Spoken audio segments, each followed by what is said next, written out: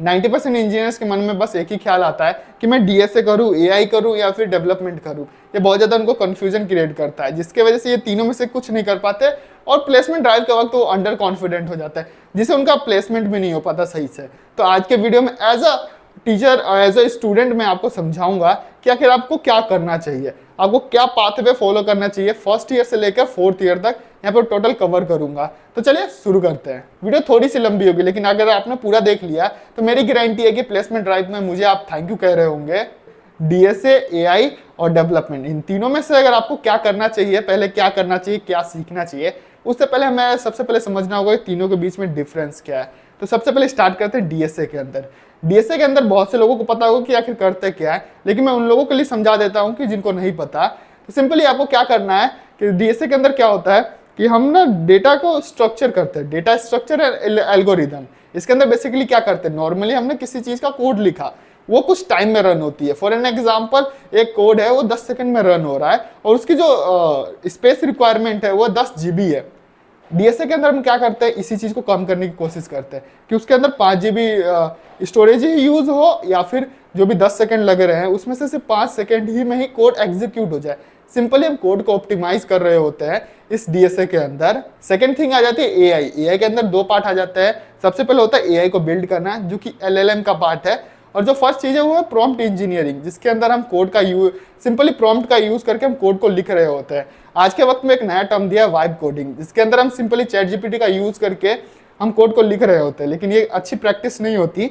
उसके लिए आपको सबसे पहले उस सब्जेक्ट का या फिर जो भी कोड लिखवा रहे हैं उसका नॉलेज होना चाहिए, तभी आपको ये यूज करना चाहिए। और सेकंड थिंग आता है यहाँ पे एआई को बिल्ड करना, जो कि एलएलएम का पार्ट है, जिसके अंदर हम सीख रहे होते हैं कि एआई को कैसे बिल्ड करते हैं, एआई काम कैसे करती है, उसके कॉन्टेक्स्ट कैसे यूज करते हैं। तीसरी चीज आती है डेवलपमेंट। डेवलपमेंट को एक एग्जांपल से मैं आपको समझाऊंगा कि आखिर होता क्या है।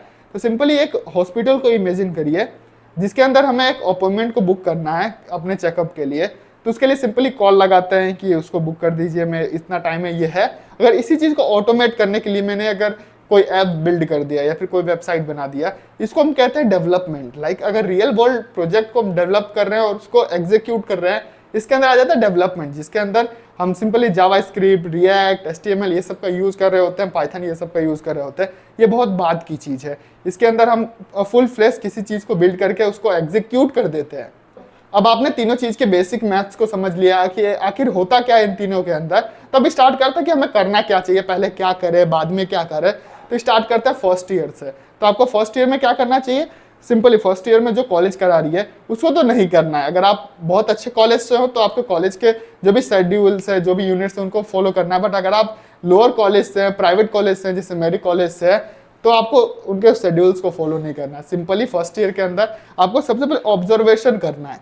सबसे पहले ऑब्जर्वेशन में आपको क्या करना है, तो सिंपली आपके जो कॉलेज में जितने भी डिपार्टमेंट्स हैं, लाइक आपका साइबर सिक्योरिटी हो गया, डीएस हो गया, सीएससी हो गया, एआई हो गया, एमएल हो गया, इन सब से जा के बात करना है कि तुम्हारे सब्जेक्ट में क्या होता है। कम पर है टीचर, स्टूडेंट से नहीं, टीचर से बात करो, लेकिन आपको बेसिक नॉलेज होना चाहिए कि अगर आपको करना क्या है। क्योंकि अगर आप सारे डोमेन्स को अगर आप एनालाइज कर लोगे तो आपको एक क्लियर आइडिया हो जाएगा कि मेरा डोमेन उनसे क्या अलग है और मुझे इस डोमेन में क्या करना है। तो सिंपली सबसे पहले ये करना फर्स्ट ईयर में। सेकेंड थिंग, आपको किसी भी लैंग्वेज को मास्टर करना है।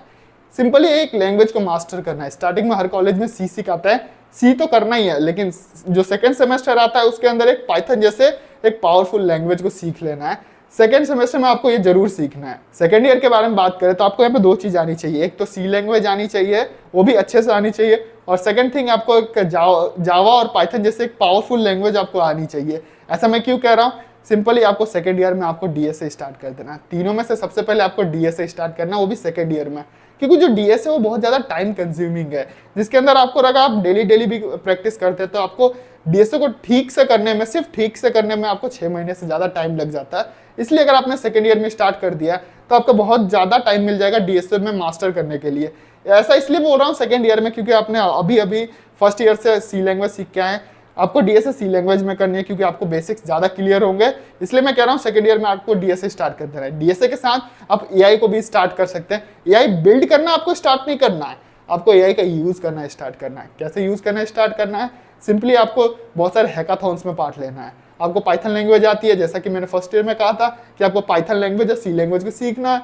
आपको पाइथन लैंग्वेज आती है सेकेंड ईयर में, सिंपली इस पाइथन लैंग्वेज का यूज़ करके आपको हैकाथॉन में पार्ट लेना है, आपको वहाँ पे कुछ प्रोजेक्ट्स बनाना है। डेवलपमेंट की बात नहीं कर रहा हूँ मैं, अगर आपको अभी भी डेवलपमेंट में हाथ नहीं डालना है, सिंपली हैकाथॉन में पार्ट ले रहे हो, वहाँ पे आपने फेस रिकॉग्निशन बना दिया, अभी कुछ भी बना दिया, जो भी हैकाथॉन का क्राइटेरिया आपको वहाँ पे वो बनाना है। वहाँ पे आपको एआई का यूज़ करना है। एआई कैसे यूज़ करता है, प्रॉम्प्ट कैसे आता है, एआई से कम्युनिकेट कैसे करें, कोई एरर आ गया तो उसको सॉल्व कैसे करें, ये सब आपको एआई के अंदर यूज़ करना आना चाहिए। एआई के अंदर एक और चीज़ आ जाती है, एआई की एपीआई। हर एक जो भी एआई होता है, चैट जीपीटी, गूगल, मेटा, जो भी एआई है, आपको यहाँ पे एक एपीआई प्रोवाइड करता है, उसको अपने कोड में यूज़ करना, ये तो आपको मस्ट आना चाहिए। क्योंकि सेकेंड ईयर के बाद जबकि थर्ड ईयर में इंटर्नशिप में जाते हैं तो ये सब आपको वहाँ पर रिक्वायरमेंट होती है, आना चाहिए। तो इसलिए सेकेंड ईयर में आपको एआई स्टार्ट कर देना। एआई में कौन सा, तो आपको यहाँ पर प्रॉम्प्ट इंजीनियरिंग, लाइक प्रॉम्प्ट का यूज़ करके अपने कोड को सही करना, अपने कोड को लिखना, अपने जो भी बनाया उसको ज़्यादा इन्हेंस करना, आपको सेकेंड ईयर में स्टार्ट कर देना है। और सेकेंड थिंग, आपको डीएसए स्टार्ट कर देना है। अब बात करते हैं थर्ड ईयर में आने के बाद हमें क्या करना चाहिए। थर्ड ईयर में आने के बाद आपको यहाँ पे डेवलपमेंट को स्टार्ट कर देना है। डेवलपमेंट का मेरा मतलब ये नहीं है कि किसी वेबसाइट को उठाया क्लोन कर दिया, किसी ऐप को उठाया क्लोन कर दिया, नहीं, आपको ऐसा नहीं करना। स्टार्टिंग में आप कर सकते हो सीखने के लिए, लेकिन डेवलपमेंट में आपको एक यूनिक आइडिया का यूज़ करना है। क्योंकि आपने सेकेंड ईयर में आपने डीएसए कर लिया है, डीएसए के लिए आपके पास 1 साल था, 2 सेमेस्टर था, जिसके अंदर आपका डीएसए स्ट्रॉन्ग हो चुका है, इनफ स्ट्रॉन्ग हो चुका है। और साथ में आपने एआई का जो प्रॉम्प्ट है उसको भी आपने सीख लिया है। तो थर्ड ईयर में आने के बाद आपको डेवलपमेंट स्टार्ट करना है। डेवलपमेंट आप कहाँ से स्टार्ट कर सकते हैं, तो सिंपली आपको स्टार्ट करना है एआई को बिल्ड करने से, डेवलपमेंट को स्टार्ट करना है। क्योंकि अभी के वक्त में देखते हैं तो हर जगह एआई एआई एआई, हर फील्ड में एआई आ रहा है। तो अगर आपको यहाँ पे एआई को बिल्ड करना आता है, इवन अगर आपको चैटबॉट भी बिल्ड करना आता है, तो आपकी जॉब या फिर इंटर्नशिप ईजिली लग जाएगी। जैसे कि मैं थर्ड ईयर में इंटर्नशिप करा था, वहाँ पे भी मुझे यही एआई चैटबॉट ही बिल्ड करना था, इसी से रिलेटेड मुझे प्रोजेक्ट्स मिलते थे। तो सिंपली थर्ड ईयर के अंदर आपको यहाँ पे डेवलपमेंट शुरू करना है। थर्ड ईयर में अगर आपने डेवलपमेंट शुरू कर दिया है तो आप बहुत कुछ डेवलप कर सकते हैं। साथ में आप हैकाथॉन में पार्ट लेते रहे, वहाँ पे अपने डेवलपमेंट को शो करें, जिससे आपका जो फोर्थ ईयर का प्रोजेक्ट है वो भी साथ साथ डेवलप होगा, और साथ में आपका जो नॉलेज है वो भी यहाँ पे रियल वर्ल्ड से बहुत ज़्यादा ही इंक्रीज होने लगी। और एक और बात, आपको यहाँ पे डीएससी की प्रैक्टिस नहीं छोड़नी, क्योंकि अगर आपने जैसे डीएससी की प्रैक्टिस छोड़ी, आप सबके सब भूल जाओगे आपने क्या करा था, आपको समझ ही नहीं आएगा इंटरव्यू में आपको करना क्या है। इस वीडियो में मैंने आपको सब कुछ समझा दिया। अगर आपको फिर भी डाउट है तो आपको यहाँ पे इंस्टाग्राम का हैंडल मिल जाएगा, वहाँ पे आप आकर डायरेक्ट मुझे कांटेक्ट कर सकते हैं। साथ में आप यहाँ पे कमेंट भी लीव कर सकते हैं, 2 दिन के अंदर अंदर आपको रिप्लाई मिल जाएगा आपके प्रॉब्लम का। इवन मैं आपको वीडियो बना के भी आपका रिप्लाई दे दूंगा, या फिर लाइव आकर आपसे डायरेक्ट मैं बात भी कर लूंगा इस प्रॉब्लम के ऊपर।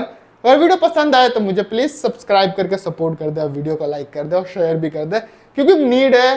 क्योंकि कॉलेज कुछ नहीं सिखा रही, हम ही लोग हैं जो आपको सिखा सकते हैं अच्छे से। तो प्लीज़ सब्सक्राइब कर दे, इससे मुझे बहुत ज़्यादा बेनिफिट मिलेगा और आपको भी बहुत ज़्यादा बेनिफिट होने वाला है।